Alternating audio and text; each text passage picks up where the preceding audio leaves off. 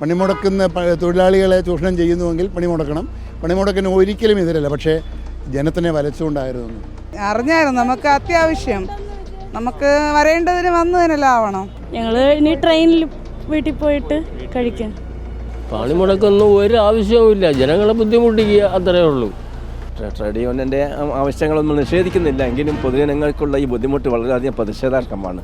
ഓട്ടങ്ങളില്ല, പിന്നെ ആൾക്കാരും കുറവാണ്. നേരത്തെ മുന്നറിയിപ്പ് ഉണ്ടായതുകൊണ്ട് ആൾക്കാരും കുറവാണ്, വേറെ വിഷയമില്ല. ഈ ഹർത്താൽ ദിവസം നമ്മളാൽ കഴിയുന്ന ഒരു സഹായം അത്രേ ഉള്ളൂ.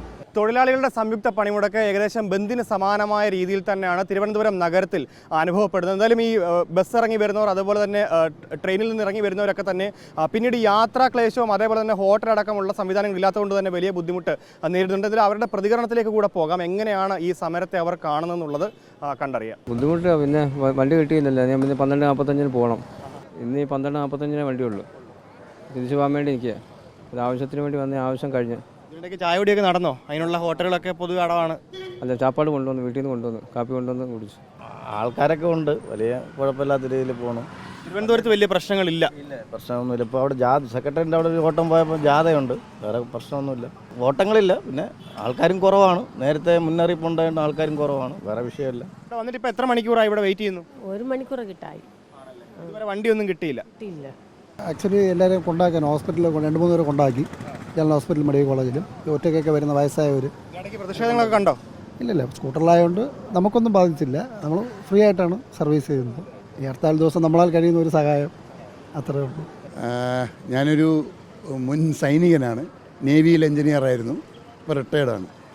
അപ്പോൾ ദേശത്തിനെ സേവിച്ച ആൾ മനുഷ്യരെ സേവിക്കേണ്ടത്. ദേശമെന്ന് പറഞ്ഞാൽ മനുഷ്യരാണല്ലോ. അപ്പോൾ ഇങ്ങനൊരു അപ്രതീക്ഷിതമായിട്ട് ഈ ട്രെയിനിൽ വന്നിറങ്ങി വണ്ടി കിട്ടാതെ ബുദ്ധിമുട്ടുന്ന ആളുകളെ സഹായിച്ചില്ലെങ്കിൽ പിന്നെ എൻ്റെ ജന്മം കൊണ്ട് എന്താ പ്രയോജനം? ഇപ്പോൾ എനിക്ക് എന്നെക്കൊണ്ട് വേറെ ഒരു പ്രയോജനമില്ല. ഇങ്ങനെയെങ്കിലും സമൂഹത്തിന്, നാടിനൊരു ഉപകാരമാകട്ടെ എന്ന് വിചാരിച്ചത്രേ ഉള്ളൂ. എൻ്റെ വ്യക്തിപരമായ മനോഭാവം, പണിമുടക്കിന് ഞാൻ എതിരല്ല. പണിമുടക്കുന്ന തൊഴിലാളികളെ ചൂഷണം ചെയ്യുന്നുവെങ്കിൽ പണിമുടക്കണം. പണിമുടക്കിന് ഒരിക്കലും എതിരല്ല, പക്ഷേ ജനത്തിനെ വലച്ചുകൊണ്ടായിരുന്നു. നേരത്തെ അറിഞ്ഞില്ല, ഞാൻ 2 ദിവസം ചെന്നൈയിലായിരുന്നു. വന്നപ്പോഴാണ് ഈ പണിമുടക്കിൻ്റെ കാര്യം അറിയുന്നത്. ബുദ്ധിമുട്ടാണ്, പിന്നെ മൊത്തത്തിൽ ജനങ്ങൾക്ക് ബുദ്ധിമുട്ടല്ലേ. പെട്ടെന്ന് വരുമ്പോൾ ഇങ്ങനെ ഒരു പ്രശ്നം എന്ന് പറയുമ്പോൾ പണിമുടക്കൊന്നും ഒരു ആവശ്യവുമില്ല, ജനങ്ങളെ ബുദ്ധിമുട്ടിക്കുക, അത്രേ ഉള്ളൂ. അപ്പോൾ വളരെ ബുദ്ധിമുട്ടുണ്ട്. ട്രേഡ് യൂണിയൻ്റെ ആവശ്യങ്ങളൊന്നും നിഷേധിക്കുന്നില്ല, എങ്കിലും പൊതുജനങ്ങൾക്കുള്ള ഈ ബുദ്ധിമുട്ട് വളരെയധികം പ്രതിഷേധാർഹമാണ്. കാരണം രോഗികളും അല്ലാത്തൊരാൾക്കാരൊക്കെ ഉണ്ടാകുമല്ലോ. കാരണം ഇത് അപ്രതീക്ഷിതമായി എത്തിയ ആൾക്കാരെ സംബന്ധിച്ച് വളരെ വിഷമമാണ്. പിന്നെ അങ്ങോട്ട് പോകാൻ ബുദ്ധിമുട്ടാണ്, ബസ്സൊന്നും ഇല്ലാത്തതുകൊണ്ട് ഇങ്ങനെ നിൽക്കണം. ട്രെയിനിന് 1 മണിക്കൂർ, ഞാനിപ്പം 10 മണിയോട്ട് ഇവിടെ നിൽക്കുവാണ്. വണ്ടി കിട്ടിയില്ല, 1 മണിക്ക്. ഇനി 1 മണിക്ക് ട്രെയിനുള്ളൂ അങ്ങോട്ടേക്ക് പോകാൻ. ജനങ്ങൾ എന്തായാലും വലഞ്ഞിട്ടുണ്ട്.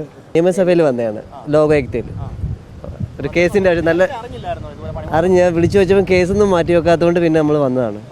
അറിഞ്ഞായിരുന്നു നമുക്ക് അത്യാവശ്യം നമുക്ക് വരേണ്ടതിന് വന്നതിനെല്ലാം ആവണം, ബസ്സില്ലെങ്കിലും. അതുകൊണ്ട് ഇറങ്ങിയത്. ഞങ്ങൾ ഇനി ട്രെയിനിൽ വീട്ടിൽ പോയിട്ട് കഴിക്കാൻ. പണിമുടക്കിന് അനുകൂലമായും പ്രതികൂലമായും ഒരു സമ്മിശ്ര പ്രതികരണമാണ് നമുക്കിപ്പോൾ ഈ സെക്രട്ടേറിയറ്റ് പരിസരത്ത് നിന്നും അതേപോലെ തന്നെ തിരുവനന്തപുരം നഗരത്തിൻ്റെ വിവിധ ഭാഗങ്ങളിൽ നിന്ന് കിട്ടിയിട്ടുള്ളത്. എന്തായാലും പൊതുജനം വലിയ രീതിയിൽ തന്നെ ദുരിതത്തിലായിട്ടുണ്ട്. അത് ഹോട്ടൽ അടക്കമുള്ളവ, അതേപോലെ തന്നെ യാത്രാ സംവിധാനങ്ങൾ, അങ്ങനെ സമസ്ത മേഖലയിലും ബന്ദിന് സമാനമായ രീതിയിലേക്ക് പോയതുകൊണ്ട് തന്നെ വലിയ ബുദ്ധിമുട്ടിലാണ് പൊതുജനങ്ങളുള്ളത്.